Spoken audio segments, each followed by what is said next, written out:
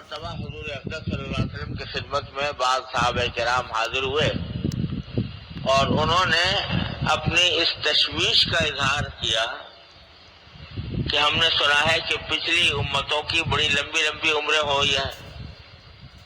حضرت نوح علیہ السلام کی عمر خود قرآن کریم میں بیان فرمایا کہ الف سنۃ الا 50 عاما، یعنی 1000 سال، اس میں سے 50 کم کر دو، 950 سال گویا حضرت نوح علیہ السلام کی عمر ہوئی. تو کسی کی عمر 1000 سال ہوئی، کسی کی 100 سال ہوئی، کسی کی 200 سال ہوئی. بڑی لمبی لمبی عمریں لوگوں کی ہوئی ہیں پچھلی امتوں میں. تو صحابہ کرام کے دل میں یہ خیال پیدا ہوا کہ جن لوگوں کی عمریں لمبی ہیں انہوں نے ظاہر ہے کہ اپنی لمبی عمر سے فائدہ اٹھاتے ہوئے عبادتیں بھی زیادہ کی. اس عبادتوں کے زیادہ کرنے کے نتیجے میں ان کے اجر و ثواب میں بھی یقیناً زیادہ اضافہ ہوا. اب ہم بیچارے آ گئے ایسے وقت میں کہ ہماری عمریں جو ہے 60 70 80 90 100 بہت ہو گئی، تو کوئی بہت ہی زیادہ عمر ہو گئی تو 100 سال ہو جائے گی، ورنہ عام طور سے 70 80 کے درمیان آدمی چلا جاتا ہے، یا بہت آگے بڑھ گیا تو 90 تک پہنچ گیا، لیکن اس سے آگے نہیں. تو یہ 1000 سال جو حضرات 1000 سال عبادت کرتے رہے، ان کا مقابلہ کیسے کرے گا وہ شخص جو 70 سال سے جس کو صرف ملے اور عبادت اس نے 70 سال کی، تو وہ دونوں آپس میں کیسے مقابلہ کر سکتے ہیں؟ یہ خیال پیدا ہوا بعض صحابہ کرام کے دل میں، اور انہوں نے اپنے اس خیال کا حضور نبی کریم صلی اللہ علیہ وسلم سے بھی اظہار کر دیا. تو اس پر یہ آیت کریمہ نازل ہوئی جو میں نے پڑھی کہ لیلۃ القدر خیر من الف شہر، کہ ٹھیک ہے تمہاری عمریں اتنی لمبی نہیں ہے کہ 1000 سال ہو یا 900 سال ہو یا 800 سال ہو، لیکن تمہیں ہم نے ایک رات ایسی عطا کر دی ہے کہ جو 1000 مہینے سے بہتر ہے. ایسی رات ہمیں تمہیں عطا کر دی ہے، 1000 مہینے سے بہتر ہے. اور بہتر کے لیے جو لفظ استعمال کیا قرآن نے وہ خیر من الف شہر. خیر کا لفظ اس طرح نہیں ہوتا جہاں کہیں کہ 19-20 کا فرق ہو، معمولی بہتری ہو دوسرے کے مقابلے میں، تو وہاں پر خیر کا لفظ استعمال نہیں ہوتا، بلکہ استعمال ہوتا ہے جب بڑا زبردست تفاوت ہو. تو مطلب یہ کہ یہ لیلۃ القدر ایسی چیز ہے کہ جو 1000 مہینے سے 1000 درجہ بہتر ہے. کیا معنی؟ کہ اگر کوئی شخص 1000 مہینے تک عبادت کرتا رہے وہ ایک طرف، اور دوسرا ایک شخص ہے جو لیلۃ القدر میں عبادت کرے، تو وہ لیلۃ القدر میں عبادت کرنے والا اس 1000 مہینے عبادت کرنے والوں سے بڑھ جائے گا، اس کا اجر بھی بڑھ جائے گا، اس کی فضیلت بھی بڑھ جائے گی. تو اللہ تعالیٰ نے یہ نعمت عطا فرما دی. معمولی چیز ہے کہ ایک رات عبادت کرے آدمی اور 1000 مہینے سے زیادہ کی عبادت کا ثواب لے لے. تو یہ اتنی بڑی نعمت آج اس امت محمدیہ علیہ صاحب الصلوۃ والسلام ہی کو عطا کی گئی، کسی اور امت میں یہ نہیں تھی. اب اتنی بڑی نعمت ہے، یہ مفت میں دے دی جائے بغیر کسی مشقت کے، بغیر کسی محنت کے.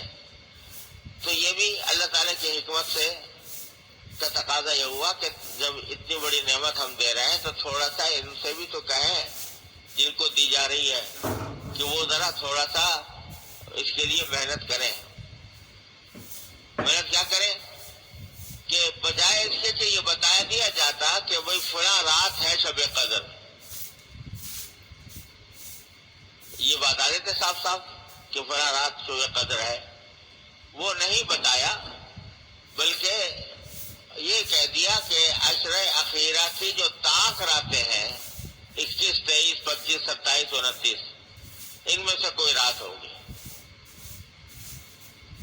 ان میں سے کوئی رات ہوگی. اور شروع میں حدیث میں آتا ہے کہ شروع میں رسول کریم صلی اللہ علیہ وسلم کو بتا بھی دیا گیا تھا کون سی رات شب قدر ہوگی، لیکن فرماتے ہیں کہ میں لوگوں کو بتا بتانے کے لیے چلا تو راستے میں دو آدمی جھگڑ رہے تھے. ان کے جھگڑے کی میں دماغ لگ گیا, اس کی وجہ سے بھول گیا کون سی رات بتائی تھی رسول اللہ تبارک و تعالیٰ نے شب قدر کے طور پر.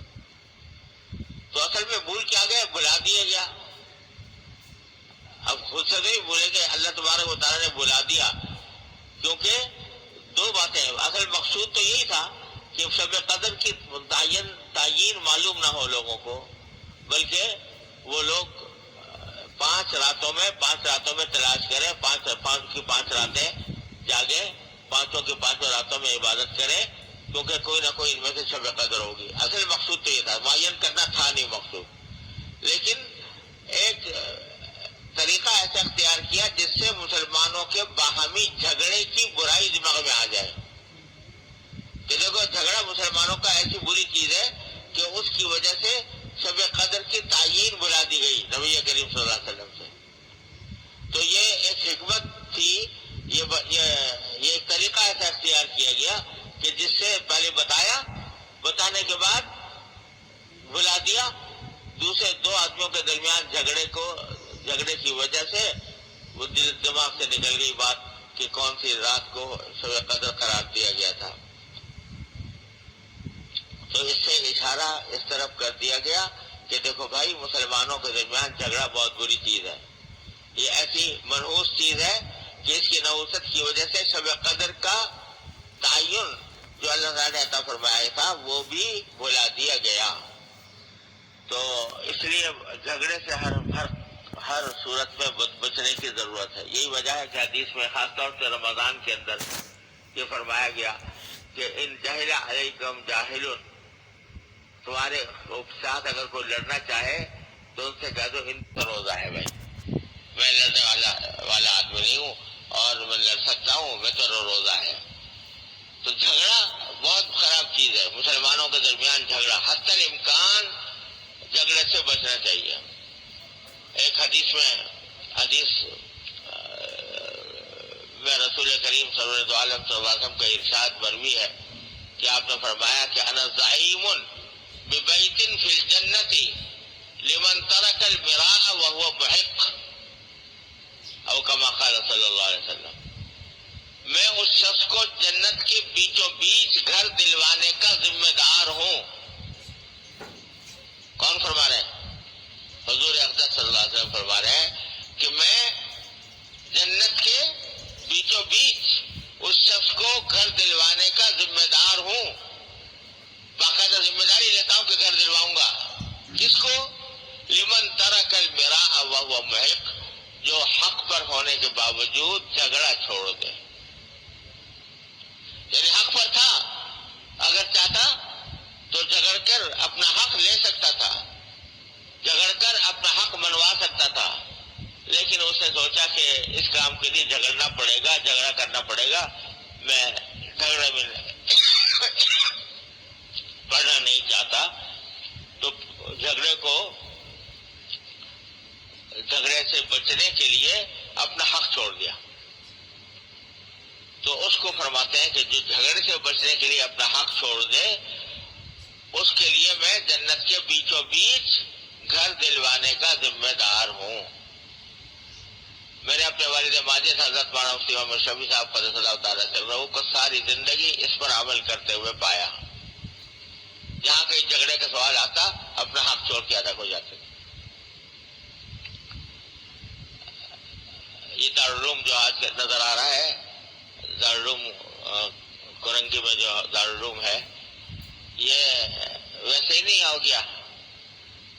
ایک زمین یہاں پر دارالعلوم کو الاٹ ہوئی تھی, یہاں قائد اعظم کے بازار کے سامنے علامہ شبیر احمد صاحب عثمانی کے بعد جہاں آج اسلامیہ کالج بنا ہوا ہے, وہاں وہ دارالعلوم کو الاٹ ہو گئی, دارالعلوم کو مل گئی.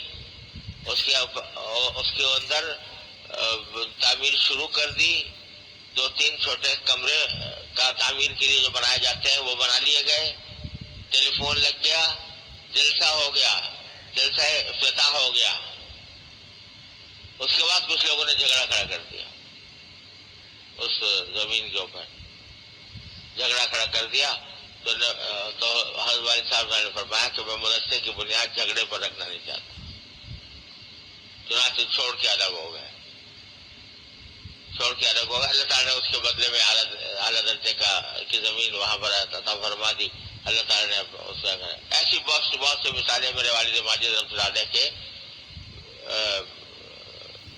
زندگی میں موجود ہیں، اور وہ خود بھی جب کوئی تنازع آتا تھا تو اکثر و بیشتر پہلے یہ حدیث سنا دیتے تھے، اور میں نے خود دیکھا کہ ایک مرتبہ ایک مرد اور ایک خاتون آئی تھی، ان کے درمیان بڑا سخت جھگڑا تھا، تو حضرت والد ماجد رحمۃ اللہ علیہ نے ان کو یہ حدیث سنائی، تو خاتون جو تھی وہ بہت جوش خروش میں تھی، اپنے خاوند کے خلاف وہ بہت زیادہ جوش و خروش میں تھی، پتہ نہیں کیا کیا امیدیں لے کر آئی تھی، لیکن جو ہی اس نے حدیث سنی اس نے کہا میں سارا حق چھوڑتی ہوں، میں سارا حق چھوڑتی ہوں، اور پھر اللہ تعالیٰ نے جھگڑا ختم کر دیا۔ تو یہ ایک عجیب حدیث ہے جو یاد رکھنے کی ہے کہ میں جنت کے بیچوں بیچ گھر دلوانے کا ذمہ دار ہوں اس شخص کو جو جھگڑا چھوڑ دے باوجود حق پر ہونے کے۔ اللہ تعالیٰ ہم سب کو توفیق عطا فرمائے۔